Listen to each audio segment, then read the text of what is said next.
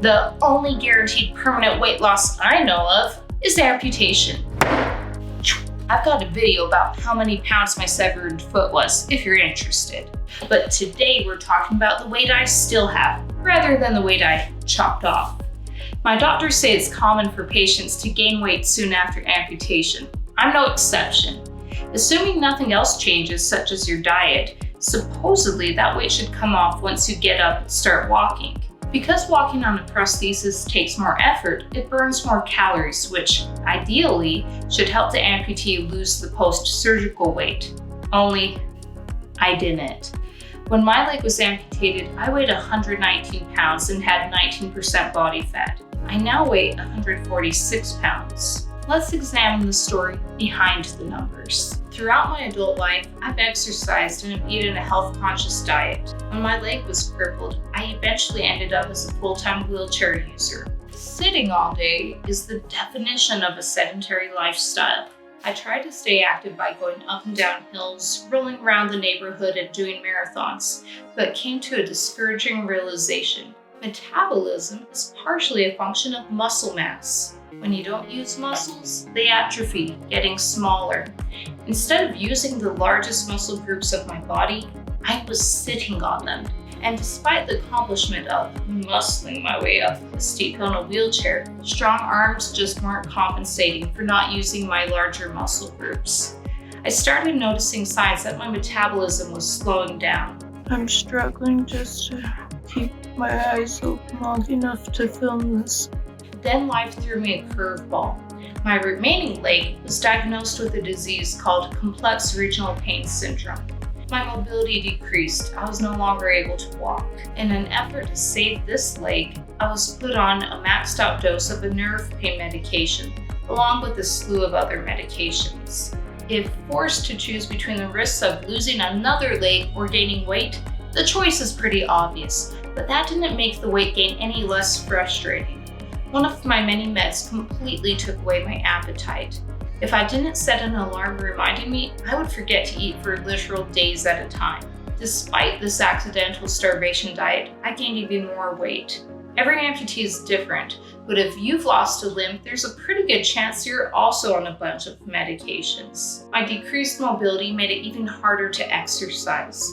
I tried to do exercises on the floor, and while I believe this has had multiple benefits, it's hard for a single workout per day to compensate for the amount of walking I used to do daily when able-bodied, both in terms of building muscle and burning calories. When standard CRPS treatment failed to help me, my doctor gave me something called Bisphosphonate infusions, and I've been symptom-free ever since. I was even able to get off nearly all my medications. This is nothing short of a miracle, since these life-changing infusions aren't widely available. If you have CRPS and want more details, message me on Instagram. After beating the supposedly incurable disease, I was eager to get my life back. I was able to walk again, my activity level increased, but not my caloric intake. I was doing intense workouts for a few hours a week, plus doing manual labor several hours a day, as I renovated this house we bought in an effort to make it more wheelchair friendly. I'm not quite done with the house, so wish me luck. I assumed I would start losing the extra pounds I'd gained, only I didn't. In fact, I continued to gain, albeit at a slower rate. Let's take a step back, figuratively, and discuss why weight matters. Even if we decide to be enlightened individuals who are immune to societal pressures to maintain a certain body type, which is a big if, there are special considerations if you're an amputee. If I gain weight, my leg gets bigger, but not my prosthetic socket. If I gain too much weight, I need a new leg. I've learned from multiple past experiences that it's not a given insurance will approve a new socket for me when I need one. If I gain too much weight and can't get a new leg, then I'm back to being stuck in a wheelchair or on crutches, which will only make weight struggles worse. Speaking of wheelchairs, they may have more wiggle room than a prosthesis, but there's a limit to how much weight I can gain before I simply don't fit. My everyday chair is tighter than it originally was, but it's still usable. Racing wheelchairs are another story. Racing chairs tend to have a tight fit. They're also expensive. I was so blessed when someone I deeply admire gave his racing chair to me. It's more than a chair. He blazed the trail for wheelchair racers and has been all around the world in this red chair. In passing his chair on to me, he said he was passing the torch to a new generation of racers. At my original weight, it was the absolute perfect size, and I was so excited to use it as much as possible. Now that I've gained weight, I can't fit. Keep in mind, I don't know of any medical insurance that covers racing wheelchairs. While there are grants for disabled athletes, there are rules about how often you can apply, and for some organizations, you have to choose between a prosthetic running leg versus other types of adaptive sports equipment. You can't apply for both a racing chair and a running blade at the same time, and you have to wait a couple years between applications. It makes sense given how expensive these things are, but puts me in a dilemma.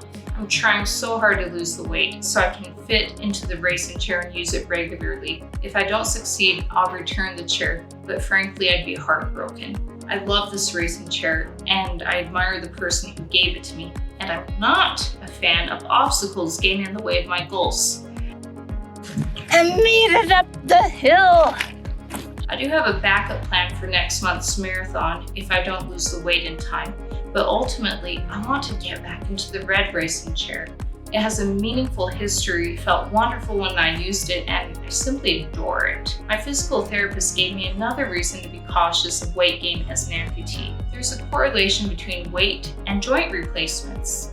He said amputees are automatically at higher risk for needing knee and hip replacements because missing one or both legs puts extra strain on the remaining joints. Can you see how avoiding being overweight as an amputee is both extra important and extra difficult?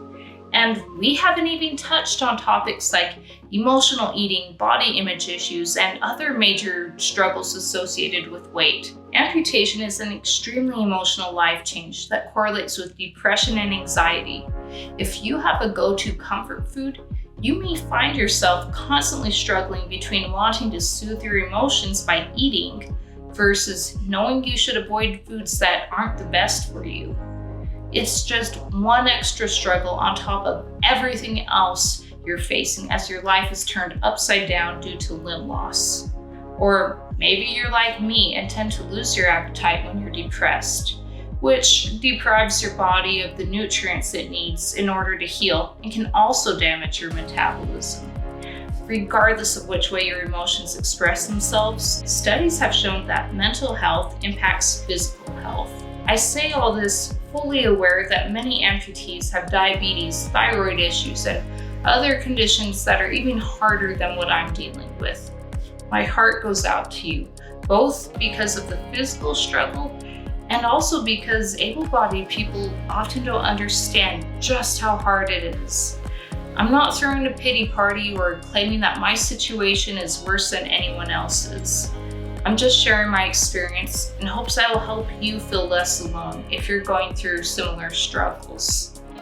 This is an important subject, but I don't hear other people discussing it.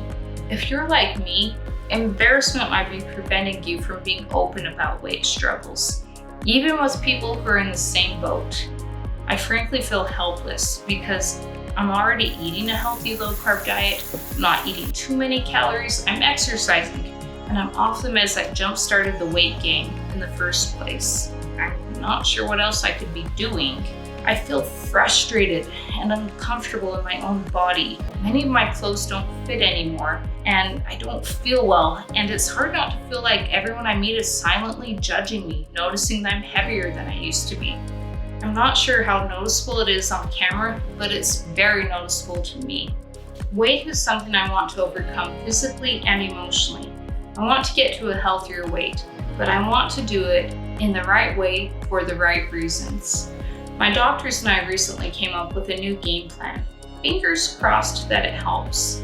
If you want to go on this journey with me, click the bell so you don't miss my updates. If you have specific questions you'd like me to address in a follow-up video, leave them in the comments. And if you relate to my story, feel free to leave yours in the comments.